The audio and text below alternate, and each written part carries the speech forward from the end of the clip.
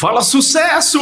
Preparado para uma palavra que vai transformar a sua empresa, vai transformar a sua vida e pode trazer de volta tudo aquilo que foi perdido. Exatamente. Hoje é uma das palavras que transformou minha direção de vida, que é a oferta mais poderosa da Bíblia. E cuidado, aqui também eu vou explicar por que você não pode ser inconsequente. Eu vou fazer o que Ana fez. Espera, porque Ana tinha uma estrutura. Aí a pergunta é, qual é a sua estrutura? A gente também tem que entender que você pode estar pecando em fazer algo que não é de Deus, somente para agradar a homens. Cuidado, existe toda uma explicação.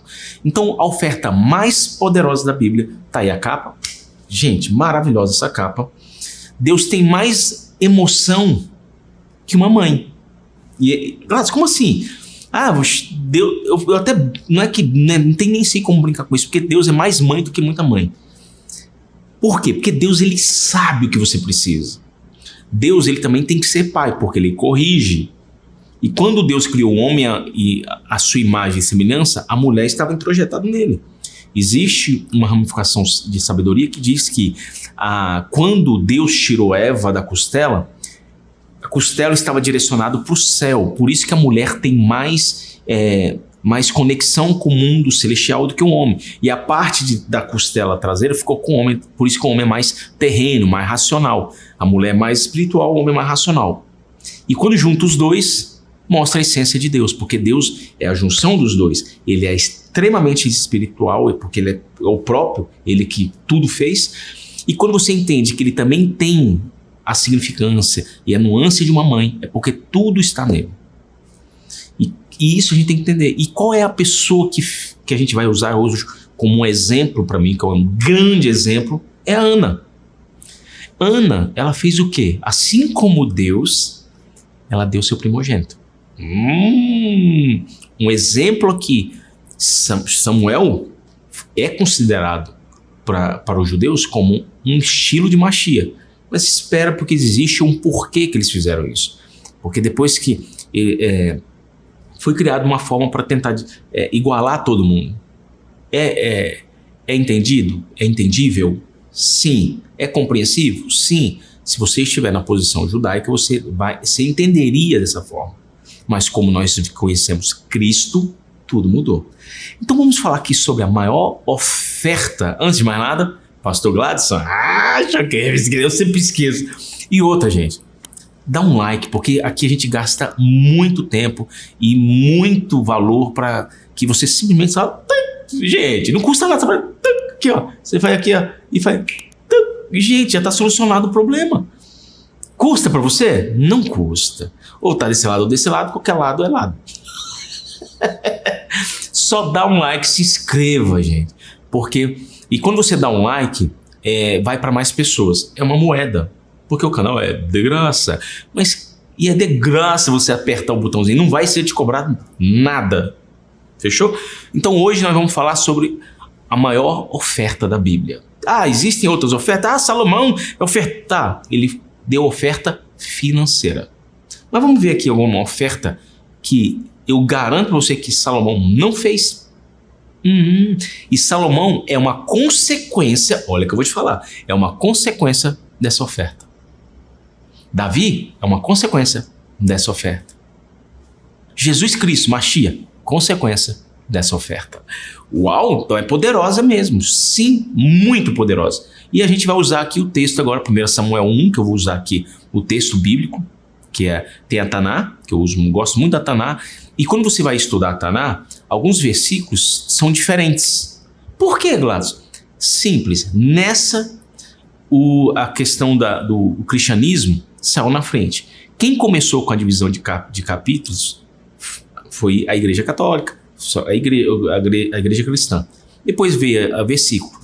E para facilitar os debates, os judeus também acabaram numerando para ficar fácil o entendimento e a procura para achar o versículo. Então veio depois. Então aqui vamos lá, 1 Samuel 1.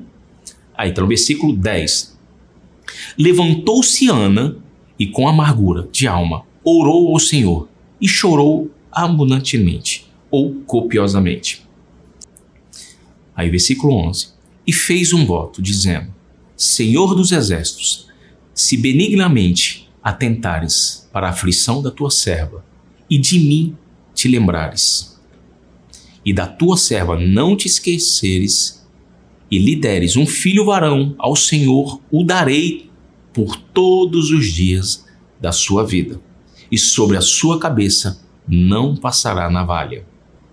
Aqui, Ana fez uma súplica. E se você analisar, ela se sentia tão esquecida que ela primeiro fala assim: e se de mim lembrares, que você viu ali amarelinho, e depois aqui, se de mim lembrares. E logo em seguida ela fala assim: e se da tua serva não te esqueceres.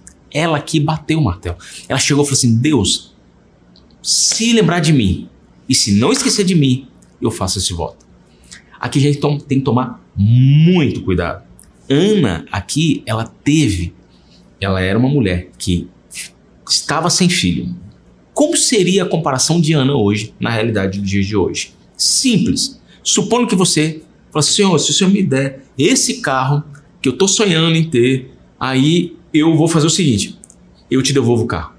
Foi o que Ana fez. Senhor, se o Senhor me der uma empresa hoje, eu dou essa empresa para o Senhor. Foi o que Ana fez. Só que ela ainda cuidava. O filho é algo muito precioso.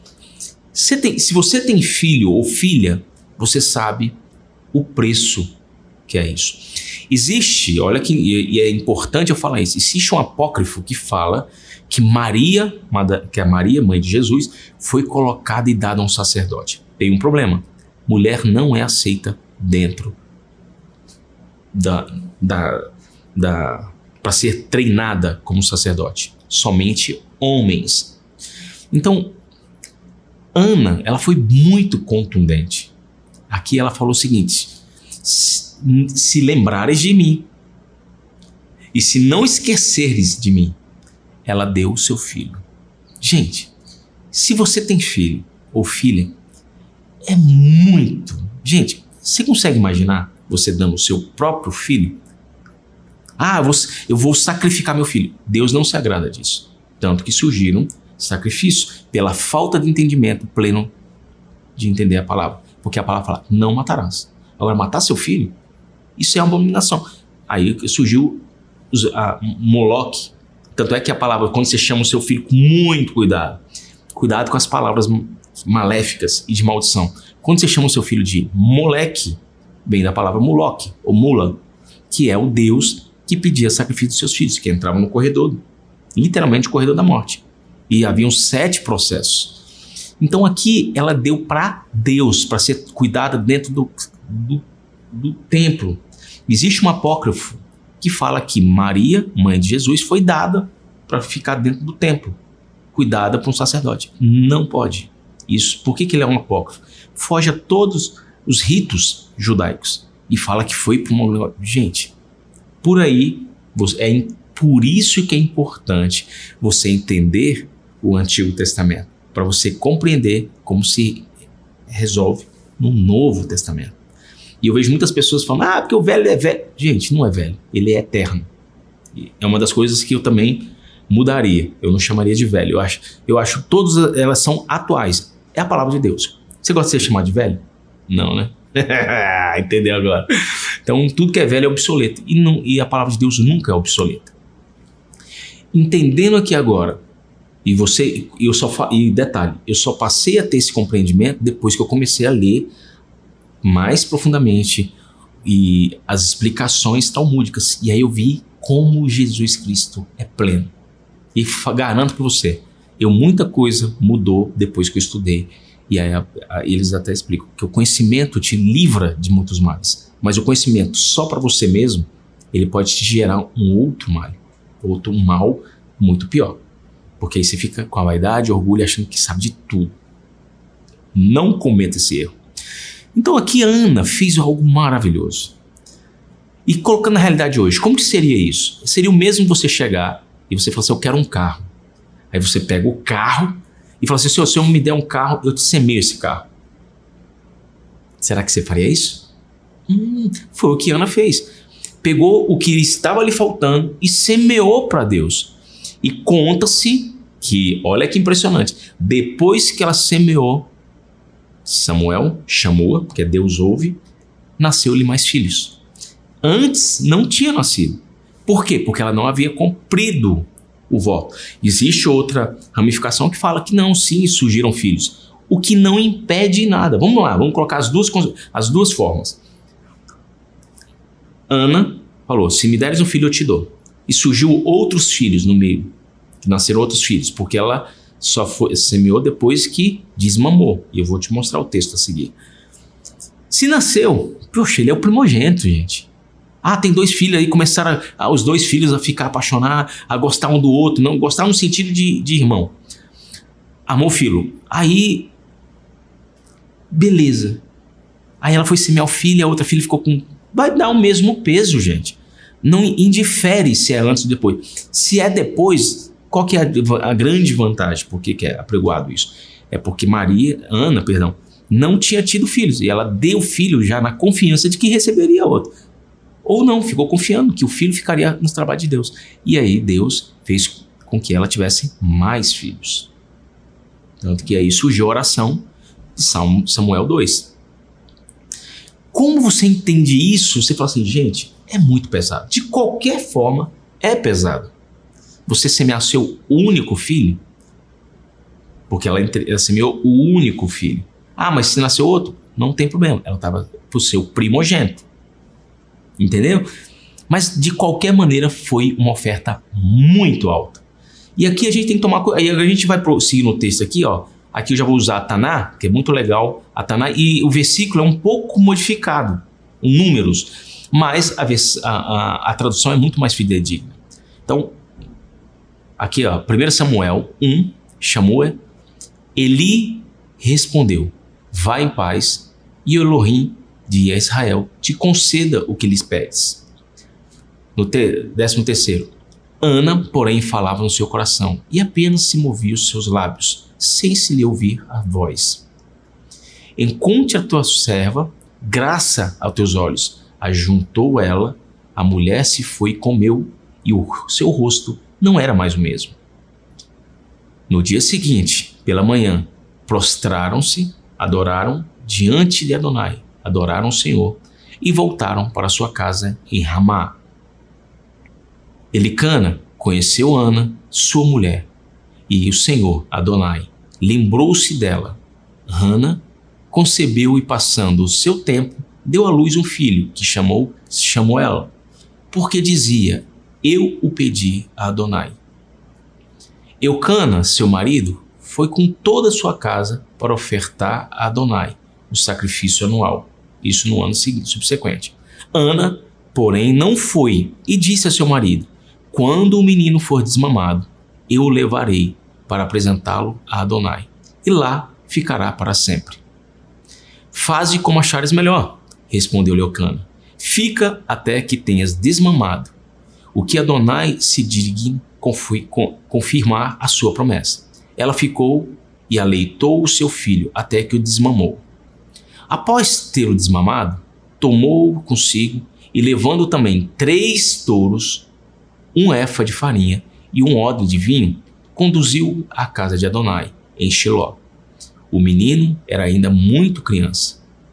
Imolaram o touro e conduziram o menino a Eli. Ana diz-lhe, ouve, meu senhor, por tua vida eu sou aquela mulher que esteve aqui em tua presença, orando a Adonai.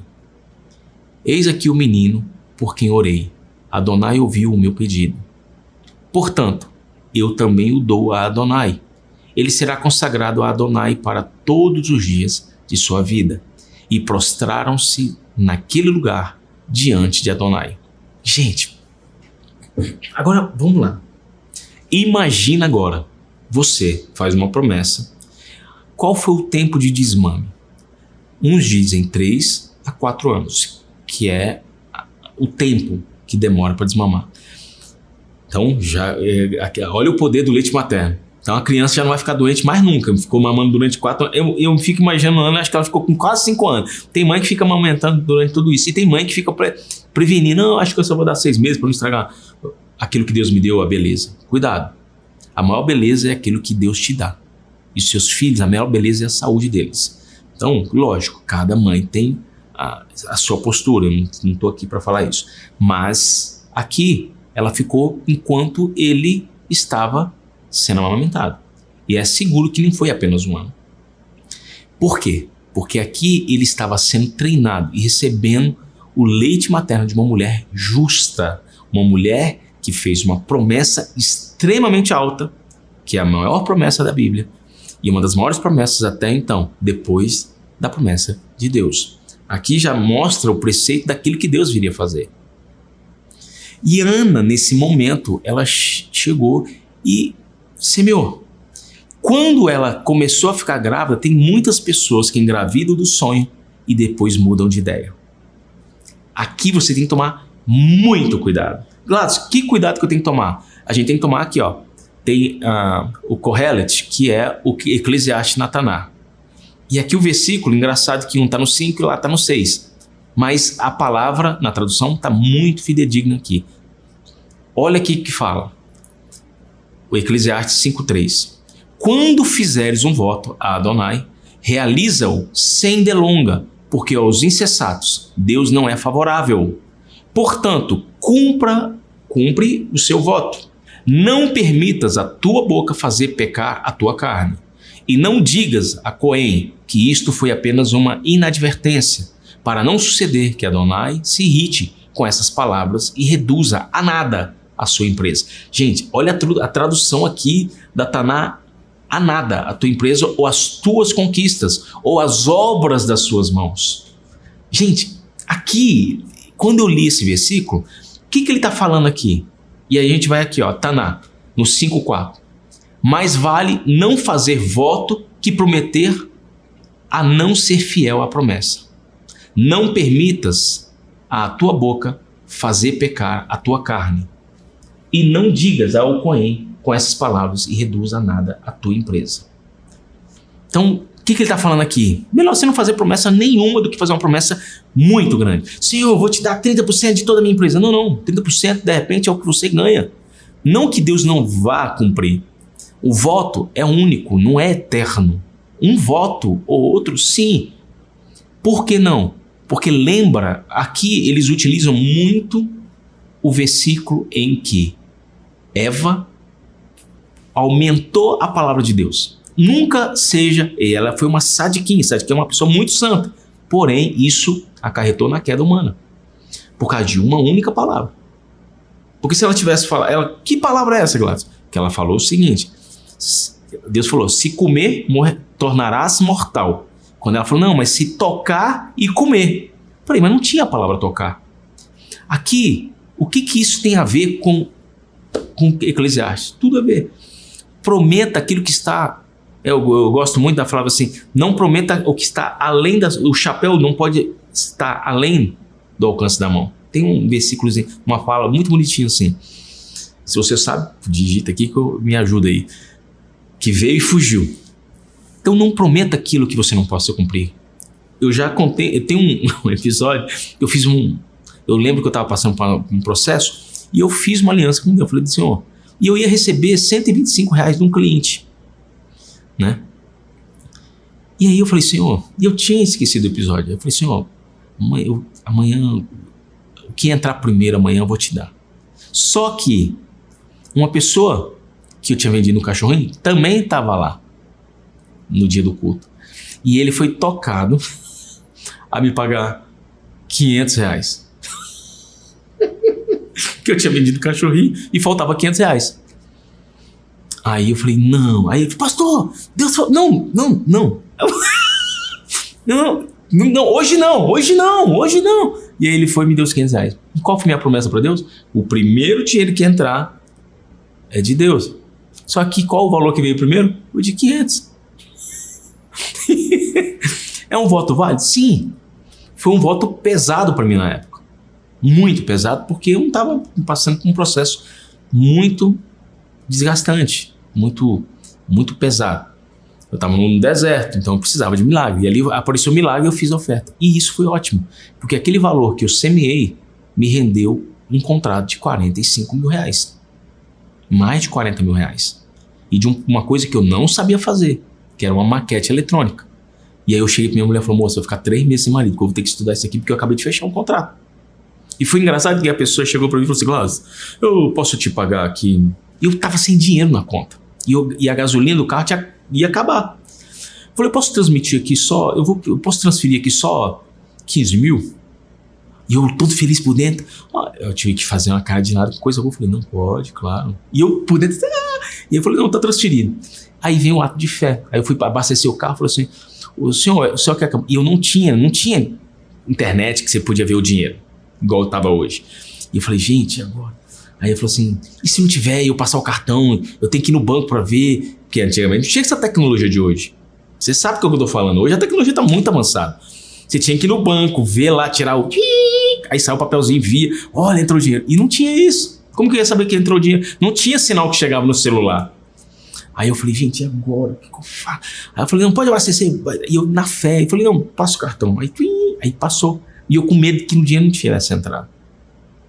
Então isso surgiu de 500 reais que eu tinha prometido de 125. Nesse caso, eu prometi aquele que estava na minha mão, que eu falei que era o primeiro que entrasse. Eu vou dar um cheque sem fundo. Já fiz isso e eu descobri que isso não... É muito depende do ato de fé. Eu já dei 10 cheques sem fundo, literalmente, porque eu não tinha dinheiro. Mas Deus me honrou. É algo que eu aconselho? Funcionou comigo, mas não é algo que eu aconselho novamente. Porque é o ato de fé, porque eu confiei muito plenamente. Mas aí você vai ver, por que funcionou? Porque estava no altar. Porque existem formas de semear. Tem forma de você dar. Quando você dá pensando em receber, você perde 2 vezes. Quando você dá e coloca nome no projeto, fala, Senhor, eu sei que o Senhor tem grandiosas obras para fazer amanhã, depois da manhã. Dai-me a oportunidade de ser participante delas. Eu quero multiplicar isso porque eu quero dar mais. Tem propósito. Quero ajudar mais. Tem um propósito. Existem pessoas que precisam da mensagem. De repente você sente, essa palavra podia, Glaucio, eu queria semear para que essa palavra fosse para mais pessoas. É uma forma. Transforma em tráfego pago. Divulga. Isso é maravilhoso. Então, é ter propósito. É pegar muitas vezes e com pessoas que estão passando dificuldade, ajudá-las. Ir até lá e ajudar essas pessoas. Isso é uma forma. A oferta, a gente tem que tomar muito cuidado. Você tem que ter... Melhor você não prometer nada do que prometer e não cumprir. Então já houve caso da minha esposa prometer uma coisa. Gente, como ela não cumpriu, não é porque aconteceu um punhado de coisa errada para não cumprir. Eu fui lá e peguei uma bateria e que era metade do valor que ela prometeu e semeei. Por quê? Porque esse é meu coração. E não era algo que eu queria ter semeado, mas eu falei assim, como eu entendi esse versículo, eu fui lá e tive que cumprir. É pesado? Sim. Já aconteceu de você semear e não acontecer nada? Já, mas houve proteção. Houve proteção. Teve um caso aqui que é muito interessante em Brasília, chamado Feira dos Importados. É uma feira onde tem importados. E um amigo e cliente falou, aí me chamou de pastor, né? Pastor, eu confio muito em você, eu tô tendo muito cheque sem fundo. Eu falei, faz o seguinte, faz uma aliança com Deus, que a partir de hoje, que todo cheque que tiver dentro da sua loja, não vai voltar mais sem juros. E proteja, pega a parte do que você ganha e abençoa. Você frequenta a igreja? Frequenta. E você dá dízimo? Dou, mas de vez em quando. Então não dá. Então você só faz uma aliança com Deus. Só que coloca nome no seu dízimo e nome na sua oferta. Fala assim, o Senhor me falou que é uma proteção. Então meu dízimo é para proteger isso. E aí tudo bem. Passado 2 semanas, se não me engano, essa pessoa me liga, pastor, eu tenho que te contar um negócio. Eu falei, o que foi? Não, tem como ver aqui, é sobre o dízimo, que o negócio aqui voltou um cheque. Gente, a gente sempre quer justificar Deus. E aí, você faz uma pede para a pessoa fazer isso, e aí volta um cheque. Aí eu fui lá, aí coincidiu que passei lá para visitar um outro cliente, e quando cheguei lá, e olha que interessante o que aconteceu. Essa pessoa chegou e falou, Glaucio, eu falei, nossa, por que aconteceu? Eu falei, não, você acredita que foi a única pessoa que não quis entrar dentro da minha banca para assinar o cheque. Ela assinou o cheque no banco e eu recebi do lado de fora. Aí eu falei, é mesmo? Eu falei, é. E aí o que aconteceu? O cheque voltou, porque eu peguei o cheque, já estava indo embora, não entrei. Aí depois eu entendi. Porque esse cheque voltou porque eu não entrei dentro da banca. Aí ela foi, disse que entrou dentro da banca, onde já havia orado, e falou, senhor, tá aqui. E por cargas d'água, essa pessoa foi lá pegar o cheque porque ela tinha trocado de banco. Olha que mistério. E ela, naquele momento, ela entendeu a proteção de Deus. Hoje nós não temos mais esse problema de cheque sem fundo. Então aqui a gente tem que entender o seguinte: vai fazer uma oferta?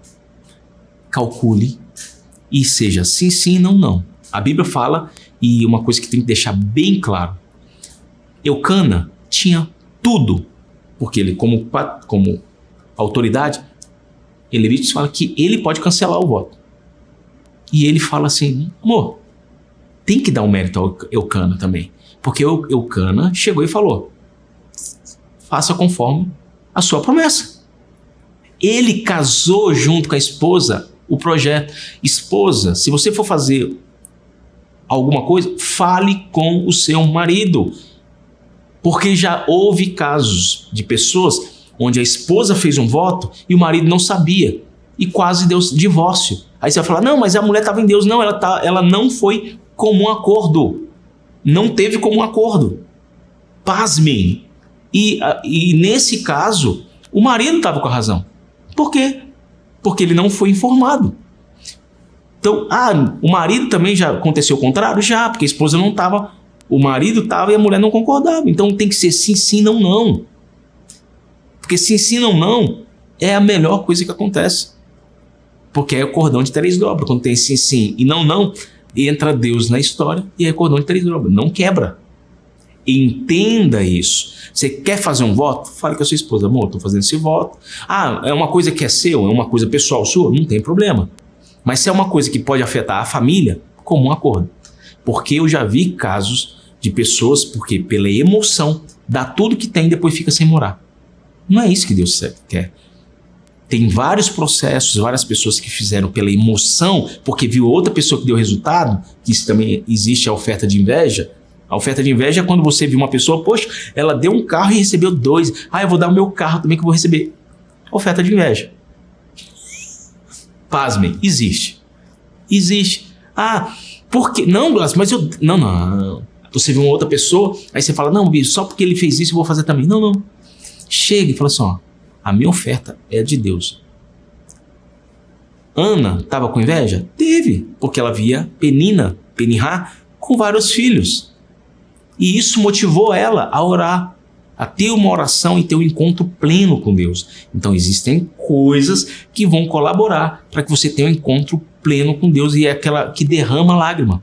É aquela que você está lá e fala assim, Senhor, essa é a melhor oração. É aquela que você fala assim, Senhor, eu já fiz de tudo. Até aqui eu fiz a minha parte. E é uma das coisas que eu até falo. Eu oro como se tudo dependesse de Deus, mas trabalho como se tudo dependesse de mim. É o que você tem que aprender. Você tem que eu trabalho como se tudo dependesse de mim, mas oro como se tudo dependesse de Deus. Tem coisas que você tem que fazer. Existiam 4 tipos de pessoas na passagem. Cara, isso é muito bom. Eu vou ter que criar um. 4 pessoas na hora que foi abrir o mar do milagre. Existiam aquelas que queriam voltar para o Egito. Existiam aquelas que oraram. Tem aquelas que se esconderam.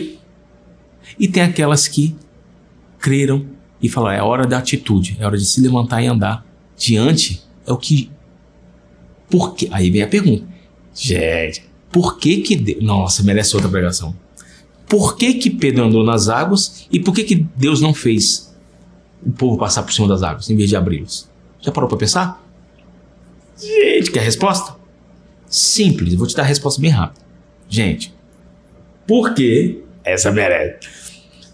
Por que Deus abriu o mar e não deixou o povo passar por cima? Porque existiam vários Pedros, e piores que Pedros. Haviam 12 no barco, nem coragem de sair do barco teve. Então, Haviam poucos Pedros para andar sobre a água, mas muitos até ficaram na dúvida de passar por dentro do Mar de Juncos, que no original é Mar de Juncos, porque ele entendeu que o milagre, qual a atitude que você tem? Você é o que quer voltar para o Egito? Você é o que quer ficar orando? Você é o que quer ficar parado com medo? Ou é o que é da atitude? Você tem que tomar. Tem hora que é para orar, tem hora que é para ter atitude. Então está na hora de você ter atitude, mas tem hora que você também tem que gerar o sacrifício. Porque se você só tem atitude e não tem momento de oração, momento de devoção e de mostrar a empresa para Deus, você está incompleto. Porque ele só conseguiu abrir o mar porque ele já teve um momento de oração e ele tinha uma comunhão e uma conexão com Deus. Sem isso, o mar não se abre. Você não consegue andar sobre as águas. Pedro foi o que mais teve fé dos 12. Maravilhoso isso, né? Então, quando você for fazer, faz a sua alma ter alma, faz eu já fiz isso, já achei muito legal para um amigo, para dar 1% apenas. E ele foi dando 2%, e ele falou que queria dar mais. Eu falei, para nos 10%. E aí ele entendeu. Mas ele já semeou carro, semeou várias coisas. Mas ele só semeou o carro porque depois que ele entendeu que toda vez que ele fazia o censo de graça, a graça vinha com mais força para ele. Claro, eu preciso fazer isso? Não. Mas lembre-se que se você está no mundo só para realizar os seus sonhos, é um sonho muito egoísta. Deus te colocou aqui para uma coisa muito maior. E você tem que descobrir qual é o seu grande propósito aqui na Terra. E muitas vezes você não é o pastor que está em todo lugar pregando, você não tem a eloquência de palavra, mas Deus te deu a unção da prosperidade, que através da sua prosperidade você vai ajudar outras pessoas, ou dando emprego, ou sendo mantenedor de uma igreja, ou pagando, comprando som, Gente, não tem coisa melhor. É melhor dar do que receber.